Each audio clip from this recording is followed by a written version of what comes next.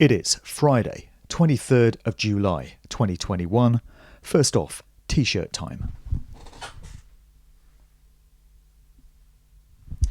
And this one comes courtesy of my good friend Lance, aka Double L, down there on the south coast, proprietor of the Rise Above livestream videocast that goes out every Friday night, usually for several hours. Very free flow format. There are guys in the studio talking about topics and current subjects. They read out comments from viewers, and there's usually a DJ set going on in the background as well. I've been involved in that a couple of times myself. It's a great show. I highly recommend it, and they do a really good line in t-shirts as well. So I'll put the link in the show notes below as to where you can get involved more with the Rise Above livestream podcast. So this video is going out a day before another big London event.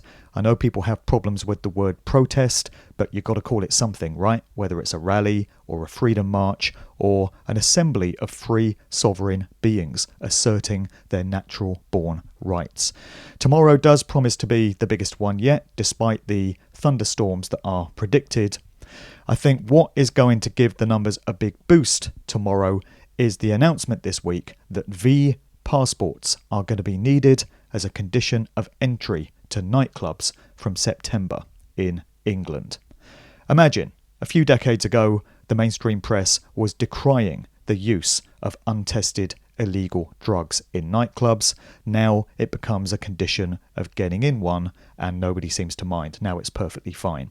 So I would hope that is going to cause large numbers of young people to feel the need to get out there and assert their rights and freedoms alongside the rest of us, given that it's young people, late teens, 20s, that are in the crosshairs of this particular aspect of the agenda. Obviously, it's a very cynical ploy to try and get large numbers of young people out to take the V, by making it very difficult for them to go about aspects of their lifestyle that they may choose to do if they don't. So it's all very predictable, and of course so many of us saw this one coming. What I have been encouraged by is news that the youths out there, da youth dem, have their own street slang now for the V, which is being passed around, and the terms include the clot shot, the national clottery, and jabatoires. So for as long as this kind of street slang is in circulation, it can only be a good thing, because it demonstrates suspicion as to the safety of the Vs. And hopefully this very cynical ploy to get young people out there rolling up their sleeves is going to backfire spectacularly.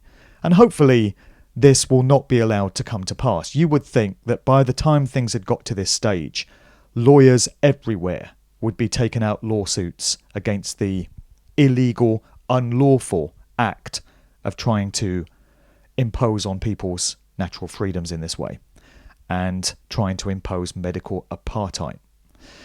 I really thought that when it got to the stage that they started to make V passports a condition of going about regular aspects of life, that would be the line in the sand for so many people. That would be the turning of the tide. It may well turn out to be that way. If it does, it's been a very slow start, but let us hope that sanity and justice and courage and dignity prevail in this regard very soon. So hopefully this is going to give a boost to the numbers tomorrow. It's very difficult to put an accurate figure on how many people attend these London events. Estimates for the last one in June were in excess of 1 million people. So by tomorrow's event, we may well be on the way to 2 million. Let's hope so, because as long as they keep pushing and prodding and provoking us, we are going to react. There's a great slogan on a t-shirt from the trutht-shirts.com website that I want to get hold of. My friend B told me about it down there in Brighton. And the slogan reads, "Respect existence or expect resistance." That's a great one. So I was outside Parliament on Monday. I heeded the call. I went up there with my good friend John, saw many, many people that I know from, this scene, this movement, from previous events. A lot of people in attendance. Mark Sexton, the former police constable, addressed the crowd and made his announcement about holding the criminals in Parliament responsible for their treachery, and also the police, who have been failing to do their job, failing to uphold their duty. They've been turning a blind eye to criminality. They've been cooperating with it. They've been collaborators with these outrageous crimes and impositions on the very people that they swore an oath to protect. So Sexton was trying to engage some action there. I do have to say, though, that I was rather disappointed with what I saw on Monday in terms of it just being a lot of people standing around and not doing a whole lot. I didn't really see any specific action taking place. There was certainly no visible activism in terms of holding the politicians to account. I mean, one thing that did inspire me was the ridiculous story about Sajid Javid testing positive for you-know-what, and half the bloody cabinet, including Johnson and Sunak and so many other traitors, self-isolating so that they weren't there in Parliament on Monday and beyond, so that they were out of harm's way. I'm sure Johnson was far cosier self-isolating in Chequers than he would have been facing up to the baying crowds outside Parliament on Monday. So I think we can conclude that they feared what might happen, and that we got them kind of shook about what these 3 days might involve. So I gather there was a kind of Occupy movement that was outside Parliament for Monday, Tuesday, Wednesday, for those 3 days leading up to Prime Minister's question times on Wednesday, the last one before the summer recess. I'm not quite sure what happened on Tuesday and Wednesday because I wasn't there, but if Monday's experiences were anything to go by, it was a little disappointing in that a whole bunch of people seemed to be doing not a whole lot. As I've stated before on these videos, we will not get another chance beyond this summer to turn the situation around. And that is why I've titled this video, We Need a Berlin Wall Moment. Because my mind keeps going back to the events of late 1989, which I remember well, where the world really did get turned upside down and really did change, ostensibly, visibly, for the better. Now, I know there are those who will claim that the collapse of the Berlin Wall was a contrived, planned-for event. So was the fall of the communistic regime coming out of Soviet Russia. It may well be. I mean, everything we've ever been told turns out to be a lie, and every aspect of official history turns out to have been misrepresented in some way. But nevertheless, symbolically, what happened in 1989 is what we need to happen again. So how many people who lived through those years of the Berlin Wall separating East and West under this very cold, harsh, soulless communistic regime ever expected to see that wall come down? It stood for almost 30 years. People must have thought, this is here forever. This is our lives from this point on. And yet, very unexpectedly, very quickly, in 1989, that wall came down. And people got freedom that they could only have dreamed of up to that point. The barrier between East and West was destroyed. And this happened at the same time as the fall of the Soviet regime in communist Russia, the end of the USSR as it was, and it was the same situation in many Eastern Bloc countries in Europe as well, which had previously been under communist occupation. They achieved their emancipation, they achieved their independence and freedom. At the same time, you had the fall of the Ceausescu regime, this very brutal, oppressive regime in Romania, where Ceausescu and his wife were lined up against a wall and shot by an uprising of the people. Whoever expected that to happen? Bit more of that might not go amiss, don't you think? And then a couple of months later, we also had the release of Nelson Mandela from jail, if you accept that that was a real event. And yes, I've heard the suggestion that he may not have been in jail all that time, and Nelson Mandela was controlled opposition and all of this. But nevertheless, symbolically, the world changed big time in 1989, 1990, and we need more of that. So what we can take from that aspect of history is that these things can and do happen, They often happen unexpectedly, and they often happen very quickly. So we need another one of these. A bit of divine intervention wouldn't go amiss. We could use a miracle or two, and how many people have been planning and meditating and praying for just that intervention. So let's not give up hope, because it's happened before. It may happen again. We may get that miracle. We may get that turning point in events that nobody was expecting. But it's got to happen soon. It's got to happen, I would say, before the end of this summer, or we won't get another chance like it. My last video, All Things Must Pass, in which I related what I hope to be a very uplifting, inspirational message for humanity, got removed by YouTube on the grounds that it constituted medical misinformation. That tired old chestnut again. So I did mention some natural health supplements that I've been taking to help boost my health and deal with a symptom or two. And it seems that this rattled certain cages. Maybe it was AI bots. Maybe it was monitored by humans. Who knows? And it caused the video to get taken down on the grounds of medical misinformation. So this earned me a second channel strike, and it took me one stage further to losing the entire channel and everything on it for good. So I was preparing for that, and I'll take this opportunity to state that if that should ever happen, and if one day you come to the YouTube channel and it's just not there and they finally done me, then you can still find me over at Bitchute, and you can find me on LBRY/Odyssey. The LBRY Odyssey channel has the entirety of my YouTube channel on there, so that's probably the best one to go to for the entire archive, and I'll put the link to those in the notes below as well. You might want to take a note of them so that you know where to find me if the worst should happen.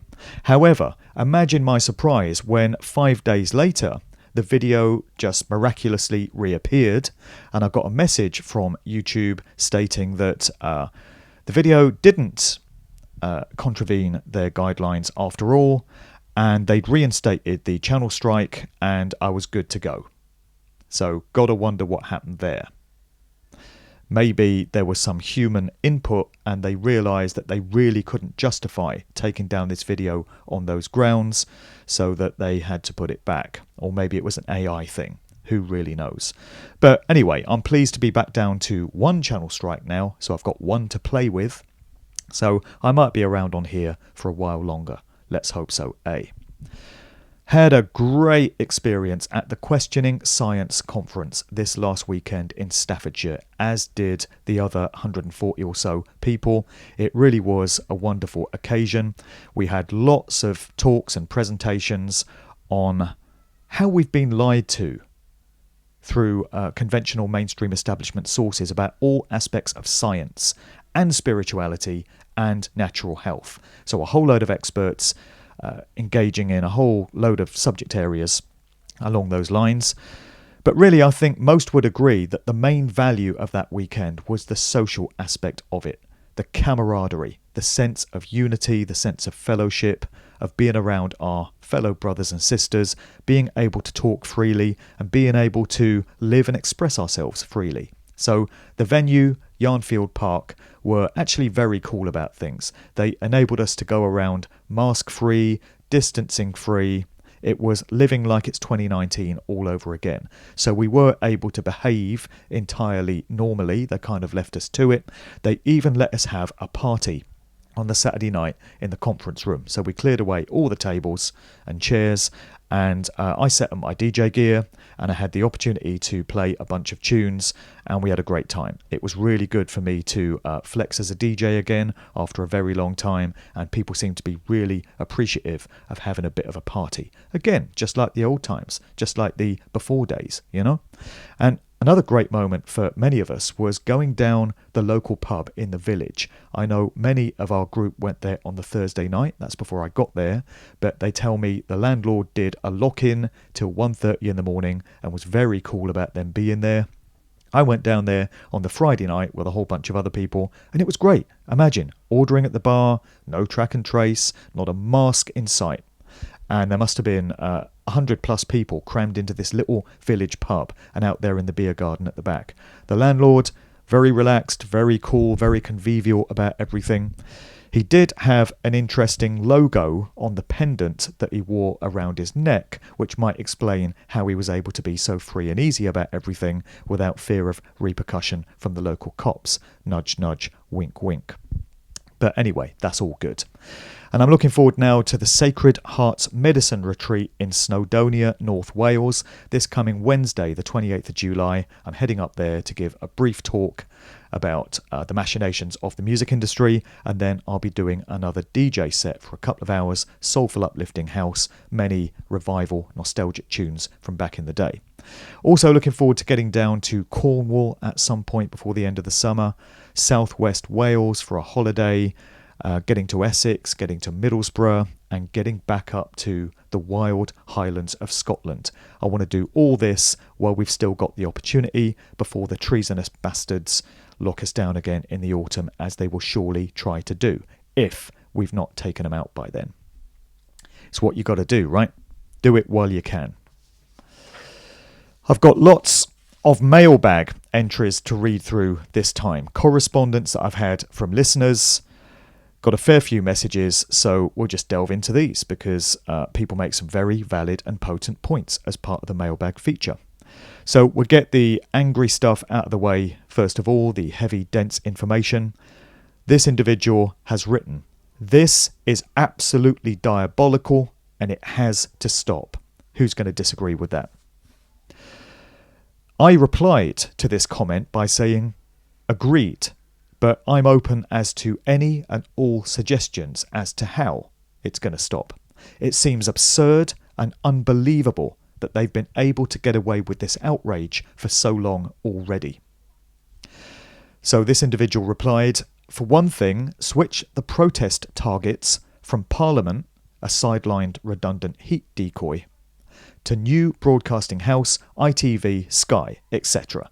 These organisations are fully active and in the loop. Almost the entire advisory team for the government on the C are doctors of psychology, not virology. So maybe another protest target should be the Tavistock Institute, if they actually have a building to gather at."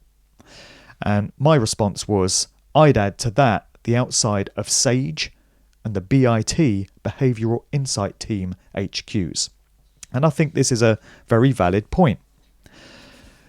These should be the real targets of our activism and our protesting, not Parliament. The politicians are just puppets, as we know. They're owned and controlled, and they're told what to say and do.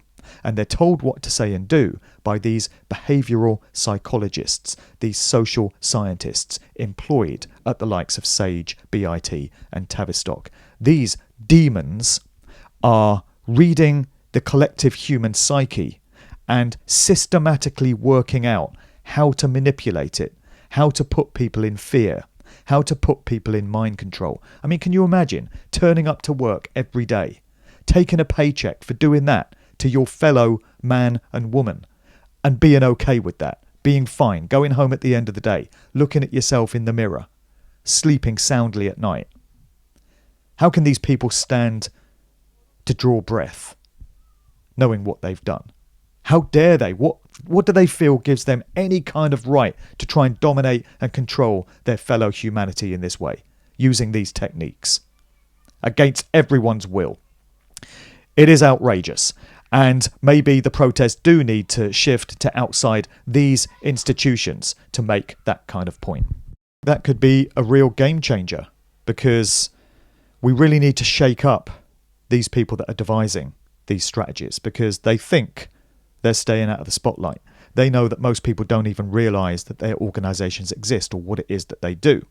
So if we brought the heat outside their door, it might give them something to think about. And it might send them home a little bit concerned. Maybe they wouldn't sleep so soundly that night. Along similar lines, somebody else has written about these events. "I just had an idea, maybe a bit Game of Thrones, but what if people at demos were encouraged to carry town crier bells to ring them and chant shame at the cops who beat people up? I imagine a large crowd chanting shame after the sound of the bell might be quite impressive and kind of disturbing for the dangerous cops to hear. Might be a good tool to unbalance them. And this next message is picking up on a comment I made in the last video, All Things Must Pass, where I made the observation that people who lived through World War II must have thought that that situation would never pass. They must have thought daily for those 6 years that that was going to be their lives from this point on. But it did pass. And so this messenger writes, the difference between us and World War II sufferers is that they got through it. And if they weren't killed in the war, they were okay afterwards. But we are not going to be okay. It's a happy one, this. Especially all those who took the you-know-whats. They are probably going to die en masse over the next few years, and even those who did not take it are going to live through hell for years and decades to come as 90% of humanity dies out. Happy days. This will be no picnic for any of us. And of course, there's always going to be the threat hanging over us that the slime will start coming around and forcing us to take the you-know-what at gunpoint. So the terror and the psyop will never come to an end unless we find a way to fight back and defeat them and somehow find something to reverse the effects of the you-know-what that a sizable amount of millions of people have sadly already taken. Well, from what I understand, there are many compounds and many products that do reverse those effects that are available to us, but we still have to figure out the way that we defeat these demons and put them down while we still have the faint sliver of a chance. It's just going back to my earlier comment, basically. Somebody else writes, I've been reading a lot of comments from unveed people still hanging on to the old divisions. They're still against the woke lefty snowflakes, all the immigrants in dinghies, and this can't continue. Division is for the Veed. They have literally chosen division. They had access to all the info we did, and they had time to research it, but when the time came and the line was drawn, they chose to cross that line. No one in the UK has been forced the V yet. Well, they've been very close to it. They've been coerced very persuasively, let's say. Everyone has had the chance to opt out. I don't entirely agree. There will be many people in certain jobs who cannot afford to lose those jobs and so will have been coerced into taking the you-know-what against their will. Anyway, this person finishes off, let the Veed argue over race, religion, gender, wealth, politics and all the other old stuff. The unveed need to put all of that aside and unite right now. Division will be their downfall while we're united. I entirely agree with those sentiments. Somebody else has written in response to the Questioning Science weekend that I just referred to. And they've had a lot of very profound things to say about it. Wow, what a weekend. I only woke up 100% after the first lockdown, but it was instant, like a light switch flipping. I so feel that my whole life has been a slow burn awakening. This was undoubtedly the best weekend of my life that hasn't involved my wife and kids. I met my people, the ones that I thought didn't exist, the ones I've been searching for my whole life. They just understood me and I understood them, as they were like me. On the way home, I was listening to some Christian music as I can't stand to listen to anything from my past. We know why. This strange thing happened to me. I couldn't stop welling up literally in tears with great rushes of energy flowing through me. It was like I'd been reborn and I was letting the old me out. Gloria, the organiser of the event, is going to love to hear these comments. I just wanted to get home and thank and tell my wife how much I love her for keeping me alive long enough so that I could have this most wonderful experience. I've suffered from great bouts of depression and suicidal thoughts and been to quite a dark place at times, which totally disappeared on my awakening with lots of help from the Creator. I'm full of high vibrations now and extra confidence and would just like to thank you and everybody that was at the event for making this experience happen. And as I've said a few times before, Gloria does tend to have a habit of pulling little miracles out of the bag. Every time we pull off one of these events, it's against all the odds, everything's stacked against us, there's all kinds of obstacles in our path, but somehow we find a way through. And Gloria just seems to have that Midas touch when it comes to pulling these events off. There is another one planned for December. We did it just before Christmas last year. That was another wonderful experience. This one is called Questioning History, and it's taking place down there in East Sussex in Battle near Hastings. So I'll put the link to the website in the show notes below if anyone wants to be a part of things in December. God, creation willing, that we can actually get together at that time.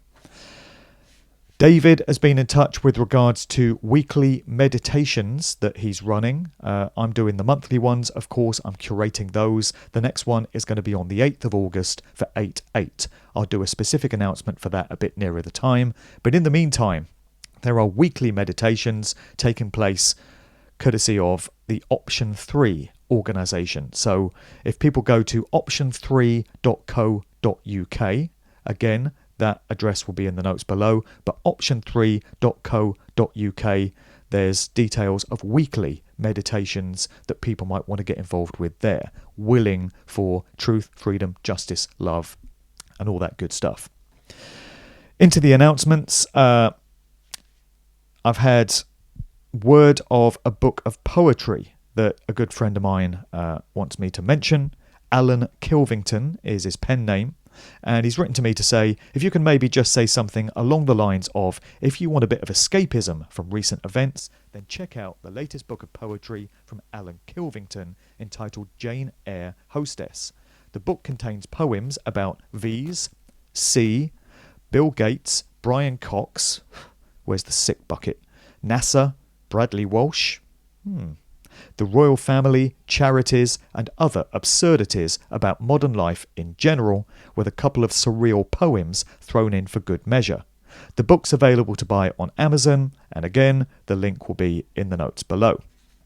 Upcoming shows to mention, well, one that I've already put out is my interview with Right Said Fred.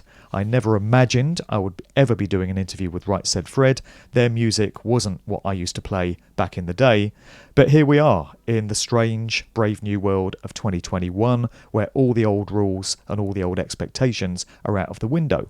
And it turns out that the two lads from Right Said Fred, the brothers Richard and Fred, are standing up for rights and freedoms and opposing government tyranny. They know a tyrannical regime when they see it, and they're not afraid to call it out. And it seems that most, 99.9% of their peers in the music industry are too afraid or are too owned and controlled to be able to say anything about it. So much respect to these guys. They're great lads. We had a really good chat, and my interview with Right Said Fred, which maybe I should have called Rights Said Fred, is now on the channel and also on my Spreaker. I've just uploaded episode 6 of the Magical Mystery Talk. That's where I get together with Desiree and Matt of the Number 9s and Occult Beatles blog sites, and we talk about different aspects of the Beatles and esoteric conspiratorial aspects to that whole group and associated personnel. We had another great chat this time around. It's about 1 hour, 40 minutes, really something to delve into, and people might appreciate a diversion from all the usual subjects, just something different to apply your attention to for a short while. Don't worry, all that other shit will be there when you come back to it. It ain't going anywhere just yet. And 2 more upcoming shows on the subject of natural health and how to fortify yourself against all these threats to our well-being in these most challenging of times. I've got one with Clayton Thomas of Root Wellness in the US and the UK distributor Sandy Goel. That's coming up very soon. And also a chat with Taryn Lee of the Healy organisation concerning that particular device. So watch out for those really soon. So it's all about the event in London tomorrow. There will be many more. I suspect tomorrow will be a massive turnout. If you're watching this after the event, then come back for the next video soon and I'll give my verdict on it. Other than that, we need a new Berlin Wall moment. Let's make it happen.